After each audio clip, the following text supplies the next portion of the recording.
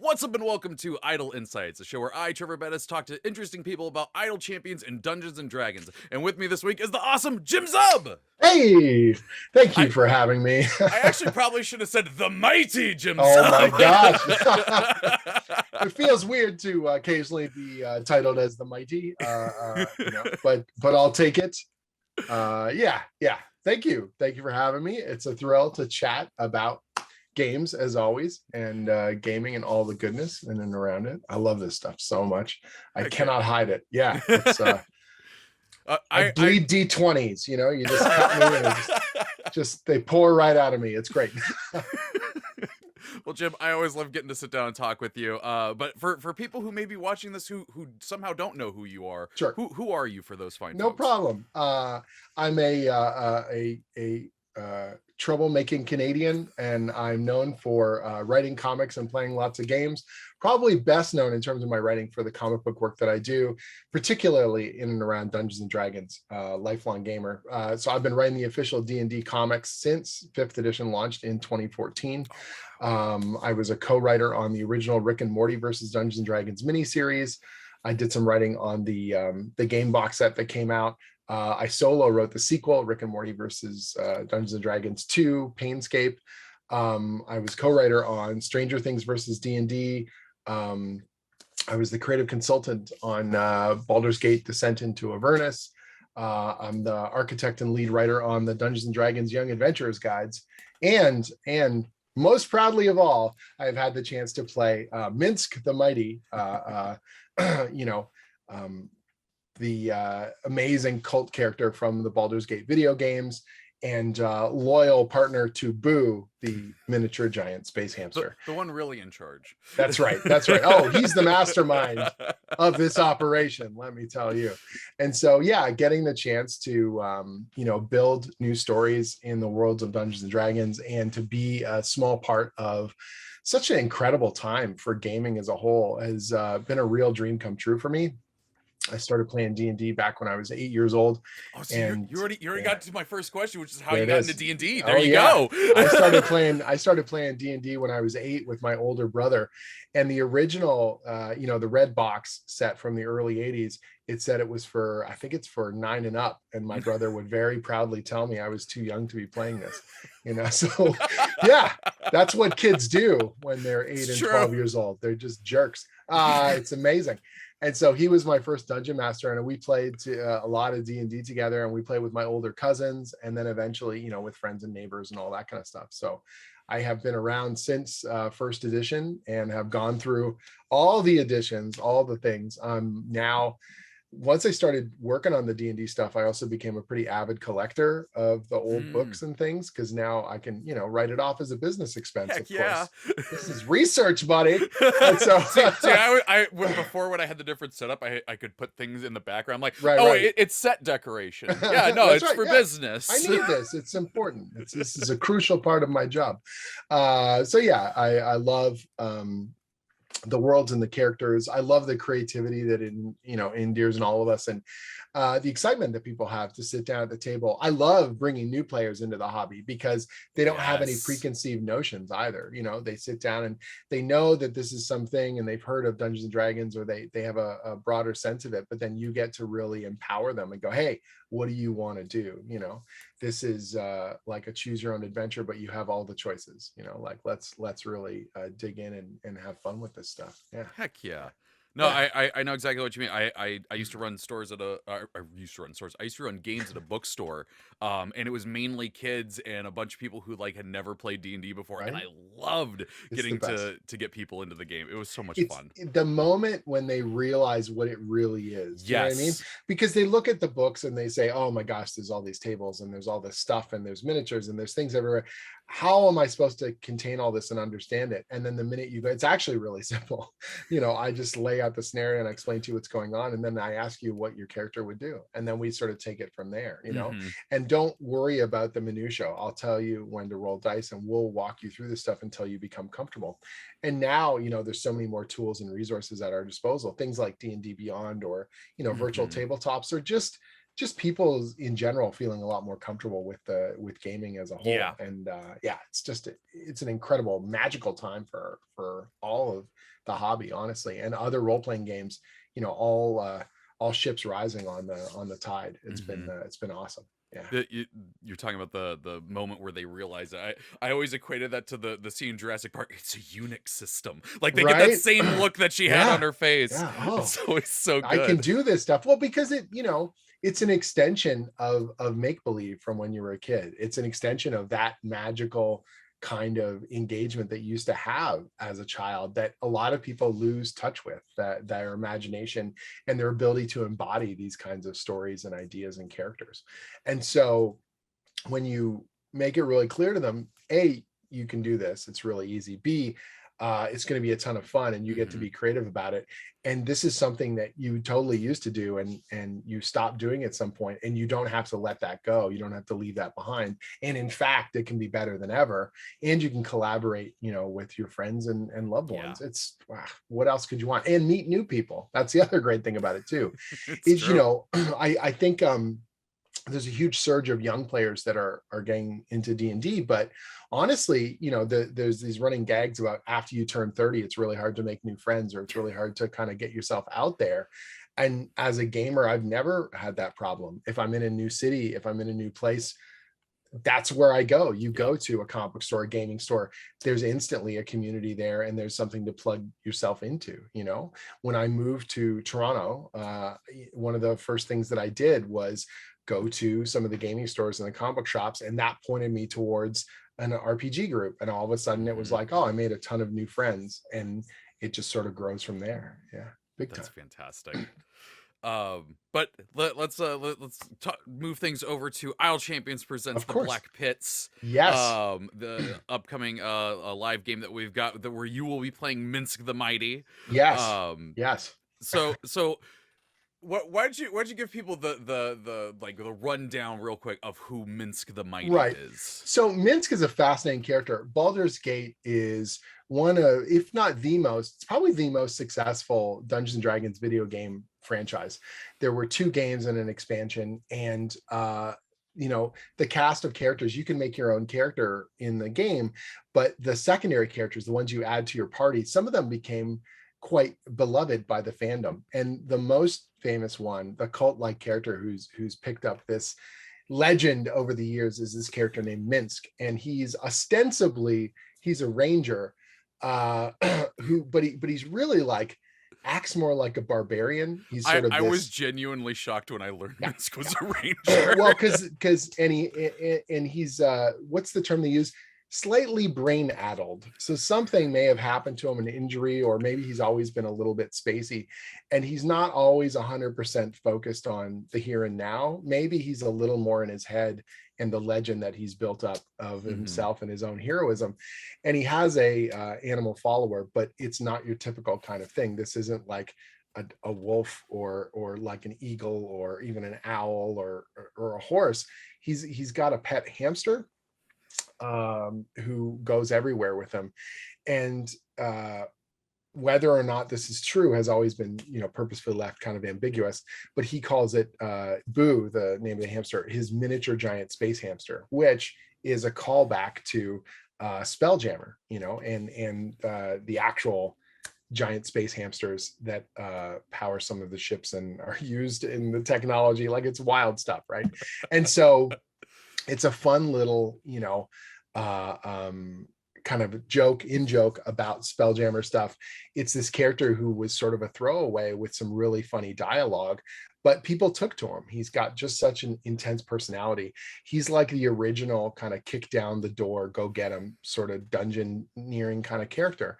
And we all know those kinds of players and we all know those kinds of characters, but to see that represented, I think, in a video game so purely and so humorously, Yeah. it stuck around. And so that character just like attached to people. And so the 2 video games came out. Minsc was easily the most popular of the NPCs that you could add to your party. And so many years later, 5th edition D&D is in development. I have the chance to write the D&D comic, and the gang at Wizards, quite luckily, they had read some of my other fantasy stuff. The first fantasy comic that I wrote was a book called Skull Kickers.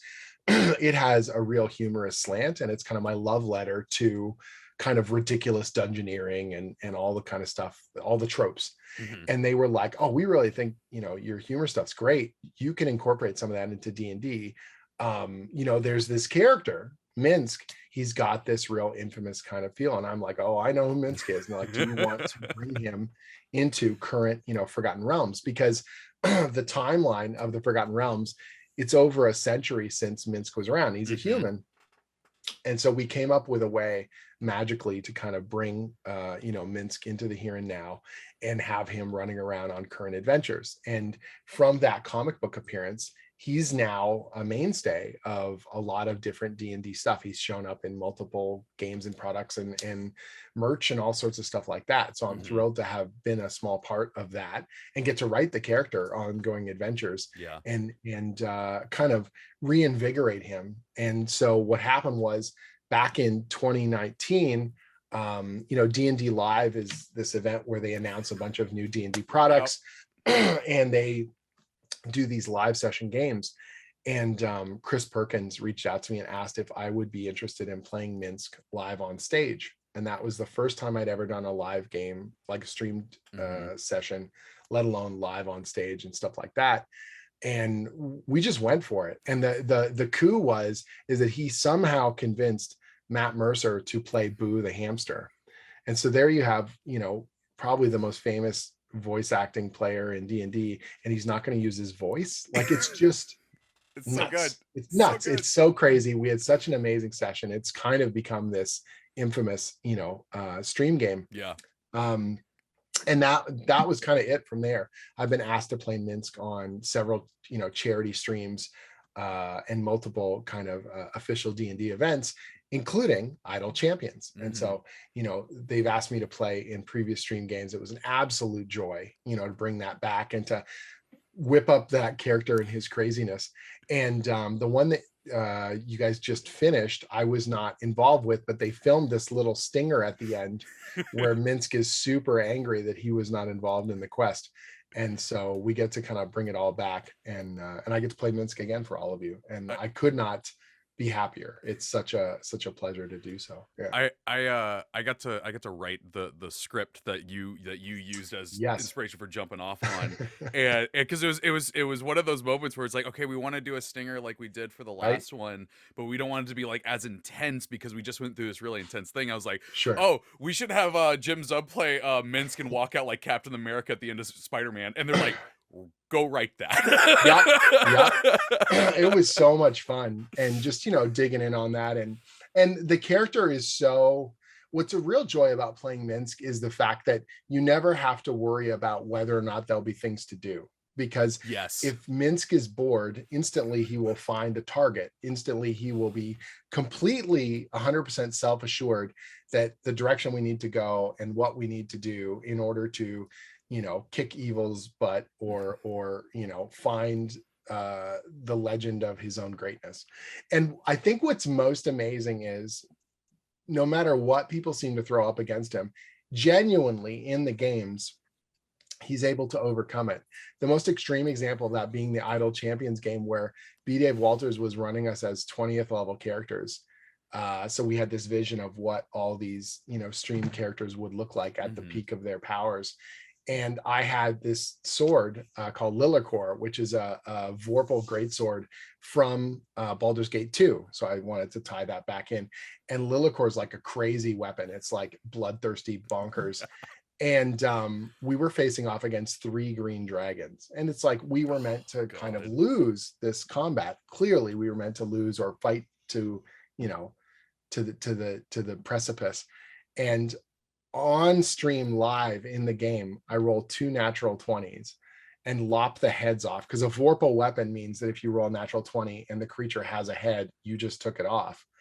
And the great thing was, because I was using D&D Beyond, it was on, like you could check it against the stats and the screen, and it was right there.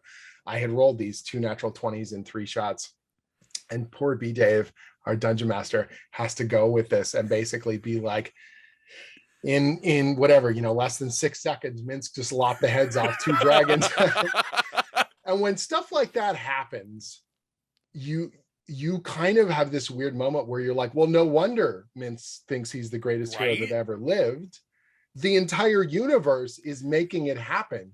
It's leaning into itself. Destiny is truly within his grasp. And so it's easy to play. It's easy to whip up that frenzy and let everyone know that not only is Minsc the greatest hero that ever lived, but you're with him. So you are now on the greatest quest that will ever be.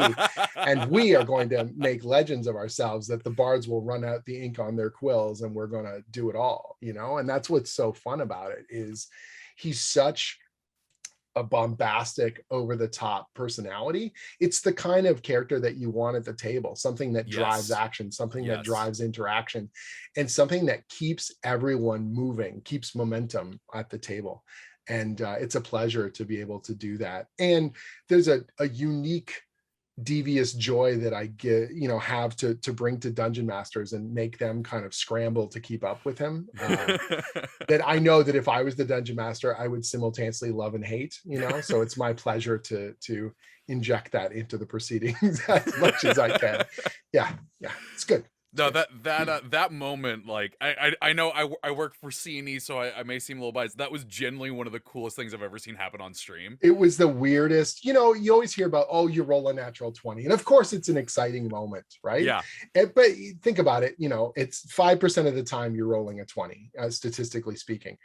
The two natural 20s, like, whoa, let alone under Two these natural specific 20s circumstances. Yeah, let on alone a Vorpal sword. with a vorpal weapon in that particular moment. Those are the kind of things, you couldn't write into fiction, like, Yeah. Yeah. you know, because people be like, oh, it's too much, it's too much. Yeah. And yet, because it happens based on these roles, man, does it ever feel cool, does it ever feel fun.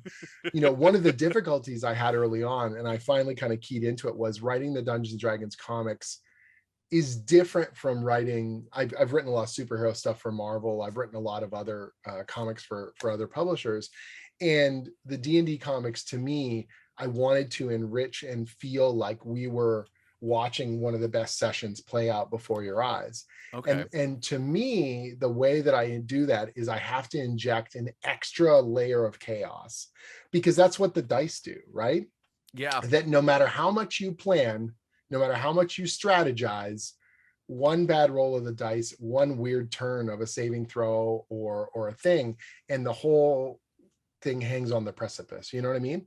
And so I, as much as possible, when I'm writing the D&D comics, I always have a swerve. I always have a moment where the characters are like, we got this. It's like every D&D comic has to have the moment from Star Wars where Han Solo goes running around the corner and there's way too many stormtroopers, and then he goes running back the other way. That is the purest of the D&D moments. There has to be an, oh crap, we're way over our heads Yeah. moment. And that's great in fiction in general, but like in D&D particular, like I need to tune that up, because that's what feels like gaming to me. That's what feels like Yeah. a character has a spontaneous idea and the whole story is going to tilt on that choice, Yeah. that spell, that idea, that concept, that weird brainstorming, because that's what players do. And that's what makes it such a joyous experience, is that no matter how much I, as the dungeon master, think I've got this thing laid out, no, because Yeah. whether it's my players or the dice, the chaos is going to take hold, and that's when we're all going to start laughing. You know, Yeah. that's what it's all about. I mean, just even thinking back to like the beginning of the Baldur's Gate comics, like putting it Mhm. in that perspective makes so much sense. Like, you know, Delina getting chased by the enemies and casting the magic, and it Right? sparking into wild magic, and then it frees Minsc from the statue that they You didn't know got that it. he was trapped in. Like, I that sort of chaos Oh, is totally. so good on the page. Yeah, wild magic is such a potent storytelling device anyway, Yeah. and then it just felt right. It felt like the right kind of thing to bring it all around, let alone the fact that that's also a callback to, in the Baldur's Gate game, there is one of the side quests you do where you free a character who was turned into a statue and they Yep. don't know how long they've been transformed there. So I was like, oh, we'll do that little bit of, you know, rhythm where we'll bring that plot point back in a Mhm. different way with Minsc. And so I love doing those sort of little nods of the hat and deep cuts. You know, I always want my stuff to feel like it could happen in a game session, but keep the readers guessing, just in the same way that the dungeon masters always kept guessing. Mhm. You know what I mean? And sometimes surprise myself, which I think is a, a fun part of the job, Oh where yeah. you're able to constantly kind of tune stuff up and go, oh, you know what? I had a cool idea. Now it's even better. Like now it's even wilder and stranger. And wouldn't that be a blast? You know, Mhm. whenever I'm flagging for ideas for the D&D comic, I can look through the books and I can suddenly go, oh, that creature, oh, that spell, oh, that amazing little item. Wouldn't that be fun if we twist its usage or inject it here? That, you know, it's just a boundless kind of fountain of ideas for me to sort of fill up my cup with. Yeah. Mhm. Yeah. So what, writing Minsc Mhm. and getting to play him. What is something that you love about playing Minsc versus writing them? I mean, we Um, talked about the dice chaos, but like, sure. You know, playing Minsk is you've got to be really fast on your feet, right? Like he's got a very particular speech pattern, and he kind of gums up grammar and language in mhm, fun ways that he doesn't speak. He's not. It's not that he's stupid, it's oh not even yeah, that he doesn't have. He knows a lot of words. He just kind of mashes them in weird ways. Do you know what I mean? yeah, And he will pick a particular thing in a scene or an item or a moment or a character or an NPC, and he'll absorb himself on it like a little kid, you know, distracted by a butterfly. Like this is the most important thing, and he's going to lean into it. And so one of the things I do when I'm playing him is I figure out what that is, whether it's the dungeon master introduces a character and the character has a name that he twists and screws up, and then that becomes the thing he's absorbed on in that whole yeah, scene, or it's an item that he has, or it's a something from the previous scene that he just won't let go of. You know what I mean? Like he's never where you want him to be. He's where he wants to be. And he's 100% convinced that where he is where everyone else should be. Do you know what I mean? So if he looked around and he was looking at a group of mages, he would be like, oh, this is bad. We need swords. Everyone needs a sword. You're not a hero unless you have swords. You know what I mean? And so in his head, that's what heroes do. They stab yeah, stuff with a sword, or they kick open a door or whatever. And it's not that he doesn't like magic, or that he doesn't, you know, he's not even biased against that stuff. It's just he's singular. yep. Like heroes have swords and you don't have a sword. So if he likes you, you need to get one. And if you don't have one and you argue with him, like, are you a villain? Like, because Are this you is a evil? real, yeah, this is a very simple formula and you are not fitting the formula, right?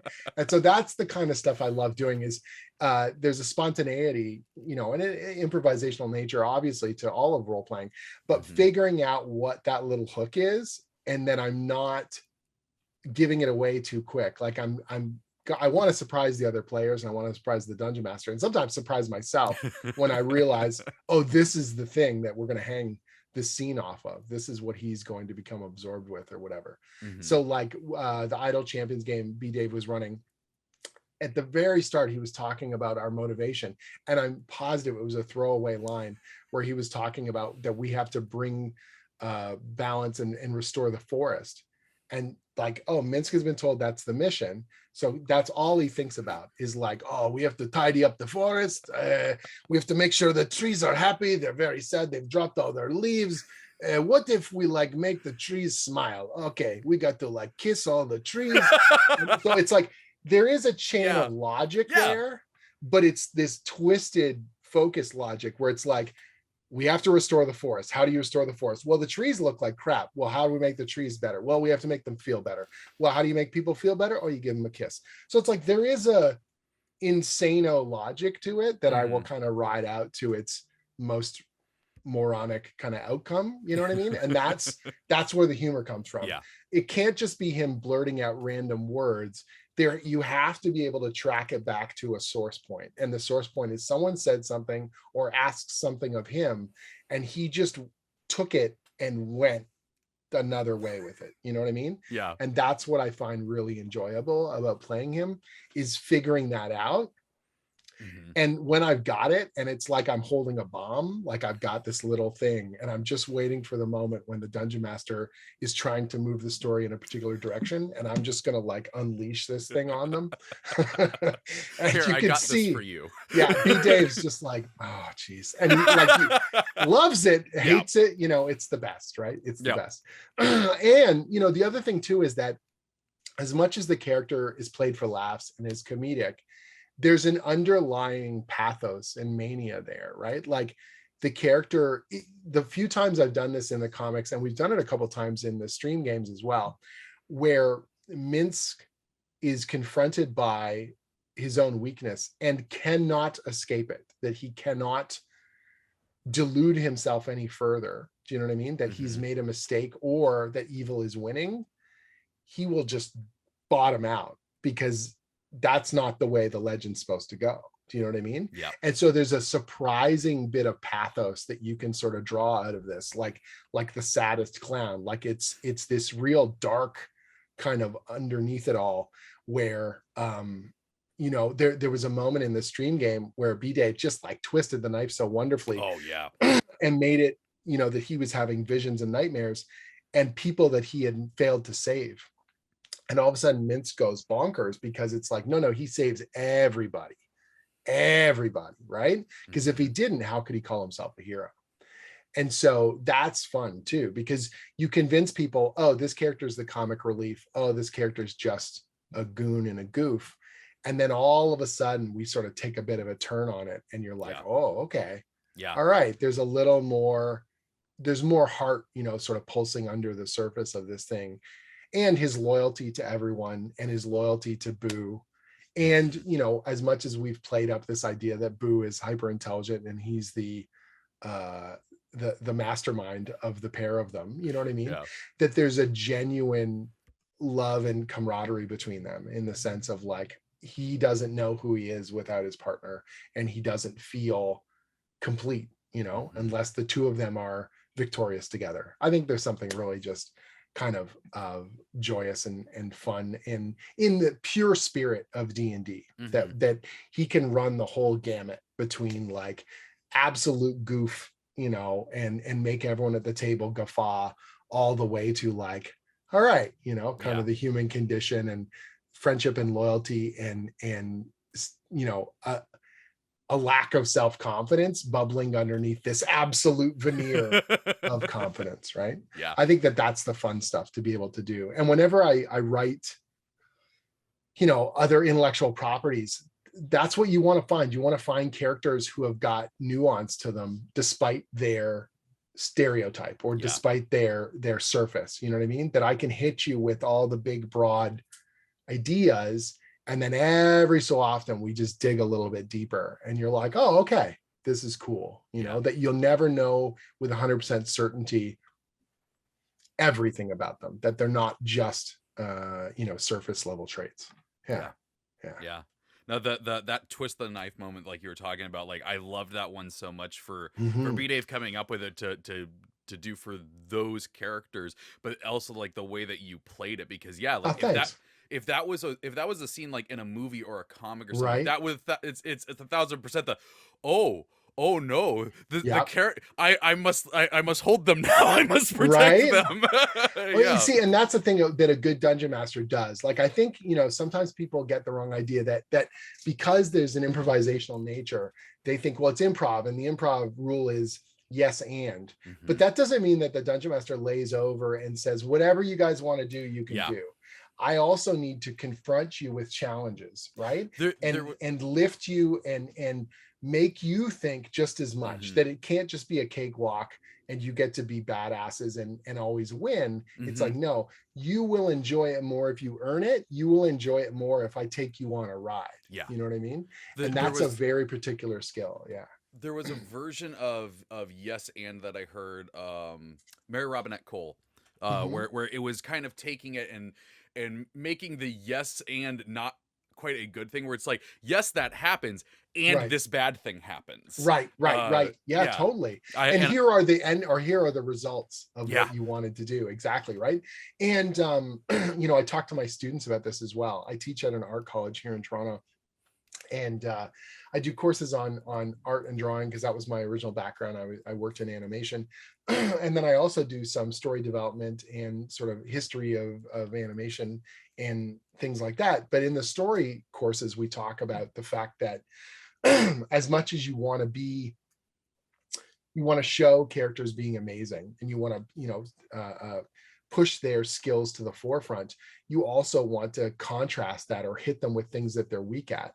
to show, where they are vulnerable, and Mhm. to see if they can become more well-rounded, or prove that they are worthy of these things that they claim to want to be. You know what I mean? Mhm. And yeah, it's a joy to be able to play a character who can make people laugh, can surprise people, and pushes me as well in terms of my thinking on the fly, in terms of more than just like strategic, or yeah, I can go through and say, oh, he's got these abilities and I can do a relatively large amount of damage, but that's not what people are going to remember. You know what I mean? Yeah. What they're going to remember are those great character moments, or over the top sort of elements. And that's a blast. You want to have that in your game as much as possible. And people that understand that and are able to build on it.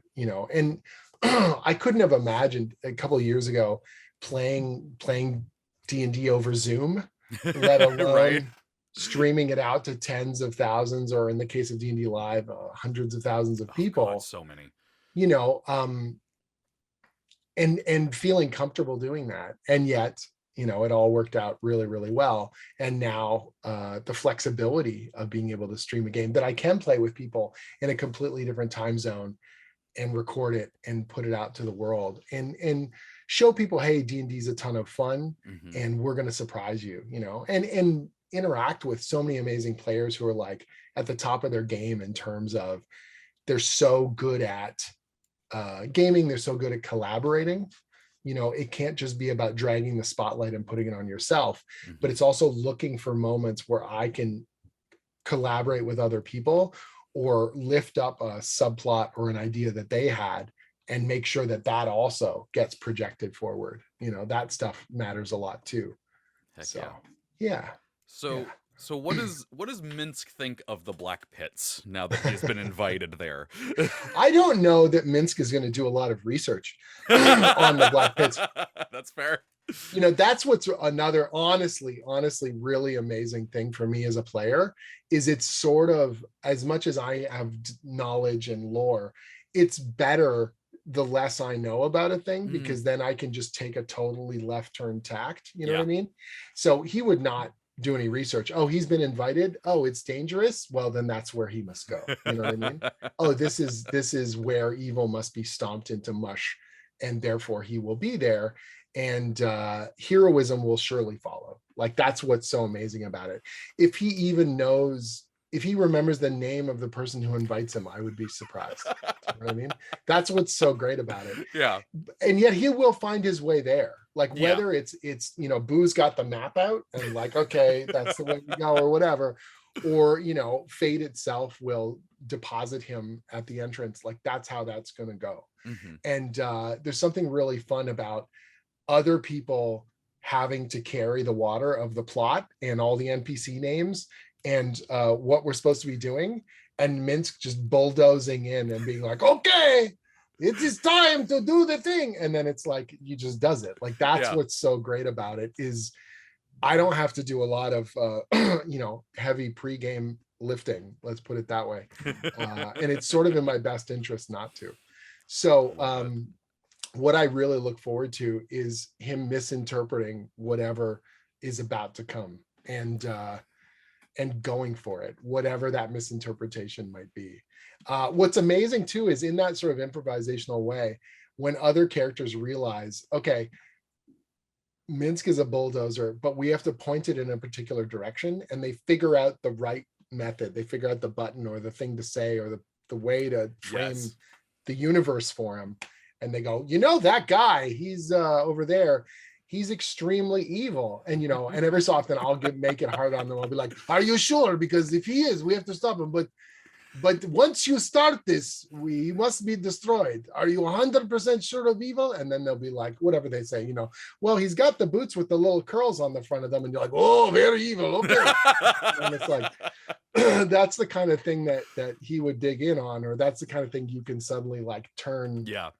and explode, and so that stuff's also a ton of fun to be able to do, is when other people realize, they're like, look, I want you to mobilize me in the correct direction, but I want it to be fun. I So need the let's keyword.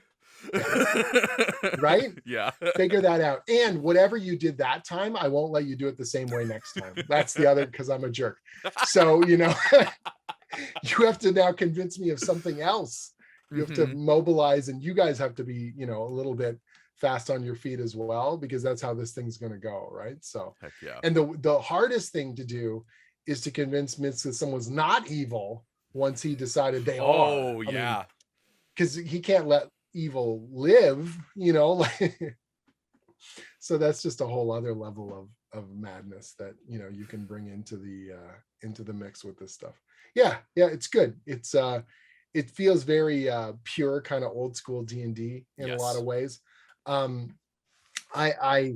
don't spend a ton of time min-maxing our boy Minsc. Like, he's got good stats, but I'm not super worried about it. You know what I mean? Like, I don't tinker too much with his equip load, because and in his ranger spells, I think I've used them once or twice, because he doesn't think that way. So in order for me to use a ranger spell, it has to kind of be a spontaneous thing that makes sense. So he would cast, like, speak with animals, because he would just be really angry at an animal and be like, stop barking, and then he would have a conversation, but he wouldn't know he was casting a spell. It just sort of comes out of him.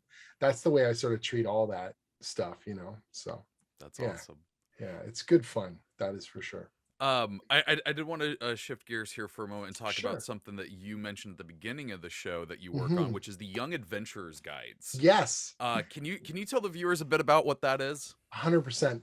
The D&D Young Adventurers Guides are near and dear to my heart, and thankfully have been really taken by the community in a really big way. So, I'm probably going to get the year wrong on it, because all of time has been compressed and destroyed. Oh God, yeah. But I think 2018. That sounds right.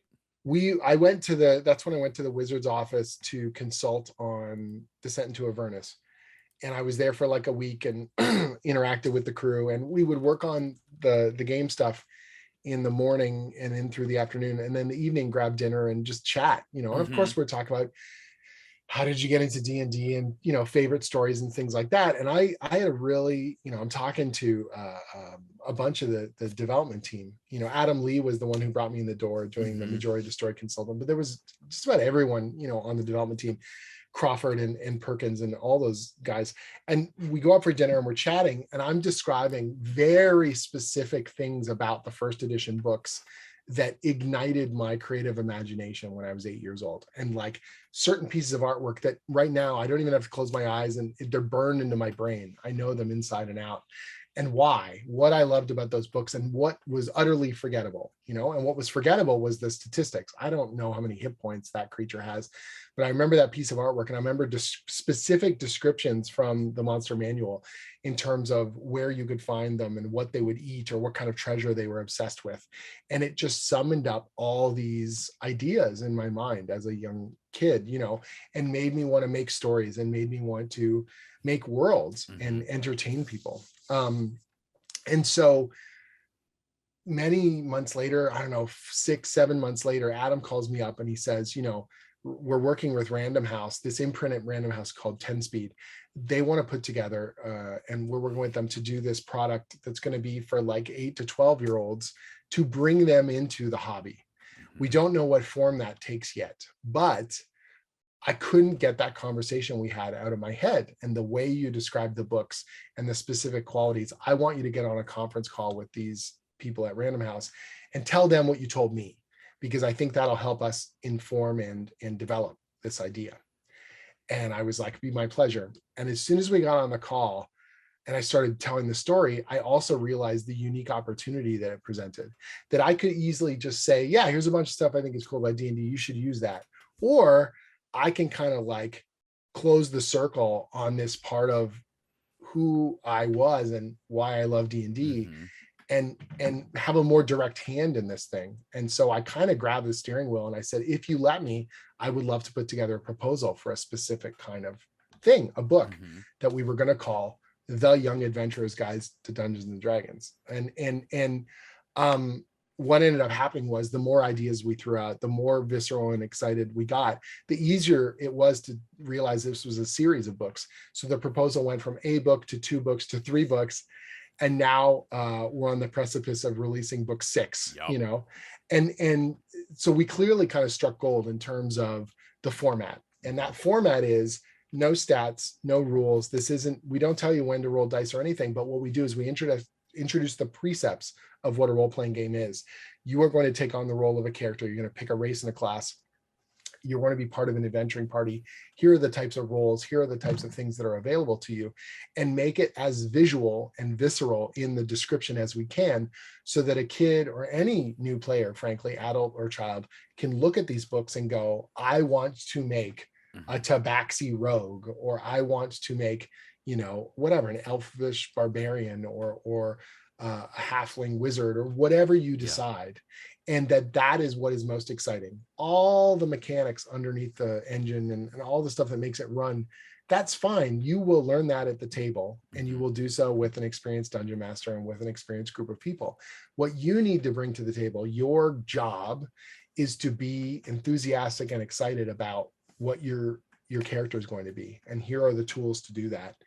And the same thing with the world as well. So the first 2 books we released were Monsters and Creatures and Warriors and Weapons. And so it was all the martial classes with a bunch of great weapons and descriptions of those possibilities, the armor and the cool items that you can carry in your backpack, and the way you need to pack your bag to go on a quest and all that stuff. And also the creature book was not like the monster manual. It's not an alphabetical listing. There's nothing wrong with that, but we organized it by location. So we start the book underground, and all kinds of creatures that are underground. What might you encounter? And then we move to the surface, and you go through the forest, and you go through the fields, and you go up the mountains. You go through swamps and through graveyards, so you get to find all the undead. And then you go up the mountain and you complete the book in the sky. So the last thing in our book is dragons, which every kid's going to freak out about. And so it has the book has a weird kind of dramatic climb to it. You can flip open any of these books to any page and just start discovering things based on the artwork. And that being said, all the artwork in the books is brand new and stunning. Really amazing stuff. This art studio called Conceptopolis, they put together just phenomenal artwork. Originally, I had imagined we would just be repurposing artwork from the existing books. And the more we talked about it, and this, the proposal was really strong, they felt like it would be a disservice that they didn't want the existing player base to look at these as just repurposing content and reprinting, and that this would somehow be not a censored version, but like a stripped down version of existing material. It's like, it's not really that. It's something different. It's a narrative guidebook. It's a visual presentation, to help you to understand what role-playing is and your place in the world of D&D. And the minute that they said that that was possible, and we had an art budget, and I started also art directing the books with our team, and I needed to pull together a team, because all of a sudden I realized this fun little thing. I mean, it's a big publishing initiative, and I'm already fully booked as a comic book writer, and I'm teaching and all this stuff. So we pulled together a writing team. We've got 3 writers on it. I'm writing along with Stacey King and Andrew Wheeler, and they're amazing. And they really leaned into how I felt the text should be presented, and the type of language that we would use, and the sort of excitement that we could bring to the page in the way that we describe the worlds of D&D. And then we were art directing, and we were, figuring out what are the particular visual things we can do to punch this up and excite someone, that a little kid can pick up this book, and the minute they flip it open, they're invested in it. They want to make a character. They want to tell their own stories. That was so valuable to me. And they've been published now in 6 different languages. Oh, really? That's so good. We get fan mail from kids in France and Portugal and Spain. And, it's incredible to me. Like it feels so good to know that these books are in libraries. They're being sold through some of the book club programs. A lot of gaming clubs have them in their library, and they find them a really useful tool to just hand to someone and say, read through this book and you'll know exactly what you need to do. And don't worry about dice, and don't worry about that stuff. We'll get you there. But this is the real foundation of what, interactive storytelling via role-playing is. And I'm very, very proud of the work. They are my best-selling books. I have written the Avengers for Marvel and Conan the Barbarian. I've worked on, Rick and Morty and Samurai Jack and all Yeah. sorts of other stuff. And the D&D Young Adventures guides are my best-selling books of all time. They fill all of my top spots on my Amazon author page and stuff like that because, D&D's in this crazy renaissance right now. Yeah. And so it's awesome. It's it feels like those books are going to outlast me. You know what I mean? Like I mean, it's gonna feel good though. It's amazing. It's an Yeah. incredible feeling, and when I'm at conventions, people have brought them up or told me about I've bought these things 12 times and I've given them to my nieces and nephews and cousins and neighbors. And like, that is the ultimate compliment. You know what I mean? Yeah. Ed Greenwood said to me, he's like, man, if we'd have had this, back in the 80s, it would have been a lot easier. And I was just like, wow. Okay, like the creator of the Forgotten Realms, giving me the glow up. Like, yeah. Wow, what a cool feeling. What an exciting, thing to be able to be a part of. And it is a team effort. Like, everyone on our crew has worked so hard on those books and believes in them really strongly. The gang at Wizards of the Coast have been incredibly supportive and very quickly saw the value in what we were bringing to the table, and that we were taking a different kind of approach to the thing we all love, and that's really what it's all about. Yeah.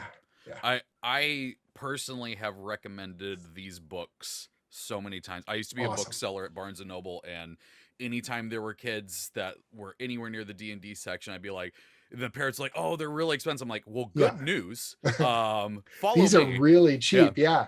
And they're everywhere now. Like, it's rare that I go into a bookstore and they're not there, in the kids section. And it's just like, that's the ultimate compliment. You know what I mean? Like, that they are in stock, that the booksellers know this is a good product to have on the shelves, and it's an easy entry point for everybody.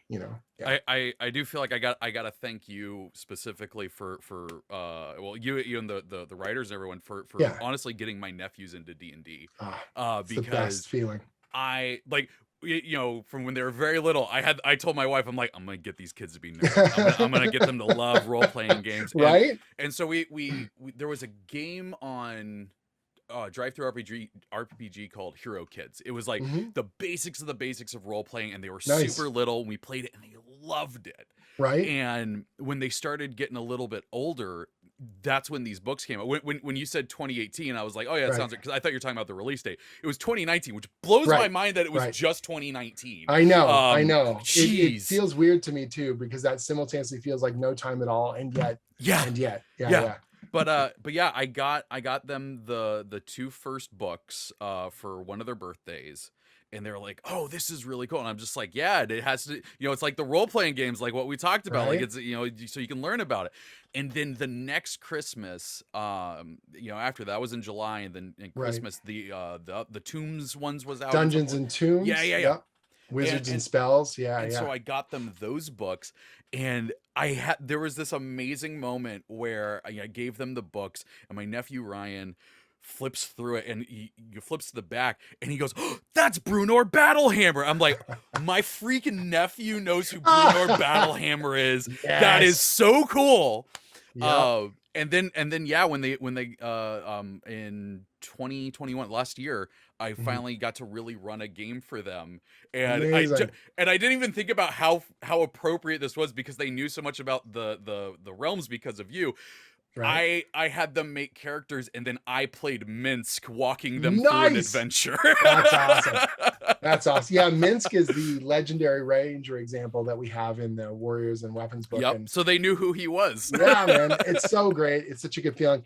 A few of the characters from the comic book series, because I developed some original characters for the Legends of Baldur's Gate, which became, it's now 6 miniseries that we've done with those characters.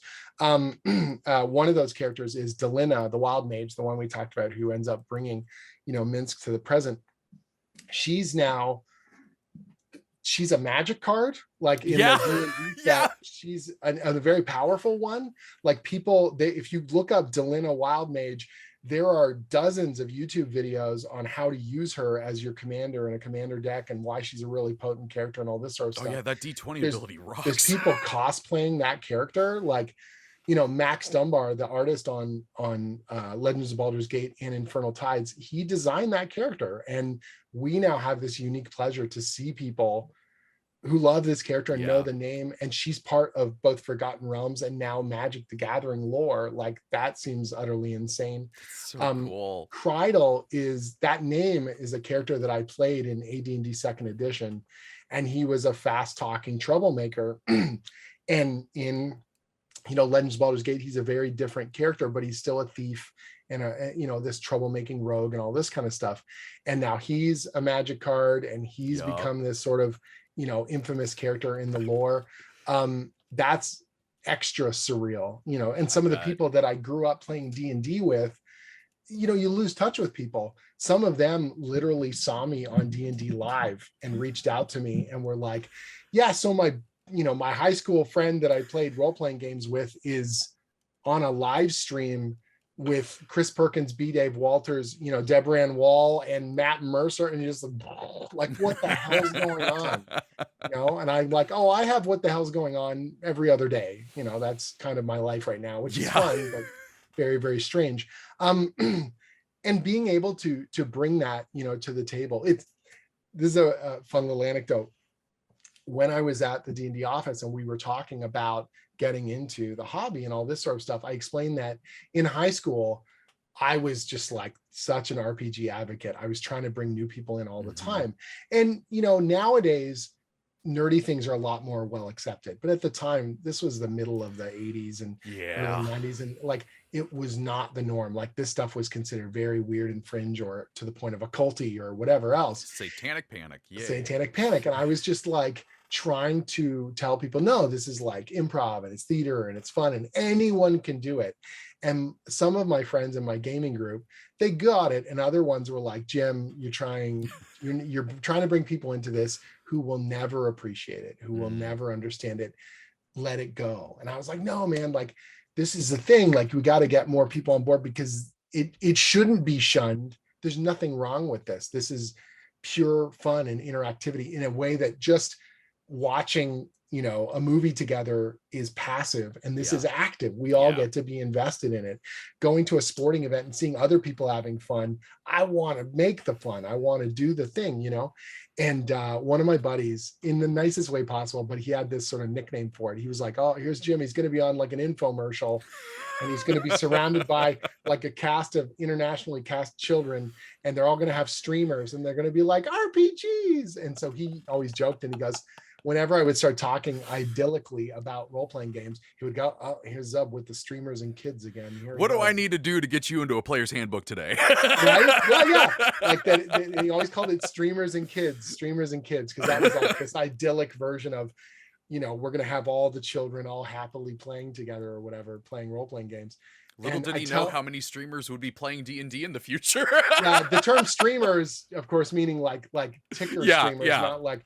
So, I tell this story to Chris Perkins, how one of my buddies made fun of me because I was so optimistic about role-playing games. And I said, and I would try and explain to him like, no, streamers and kids is the right way of doing it. And then Perkins just nods and he goes, yeah, but you were right. And I was like, what? He goes, you're sitting with the developers of Dungeons and Dragons, telling them your ideas and being paid for it. I was like, yeah. And he goes, streamers and kids wins, Jim.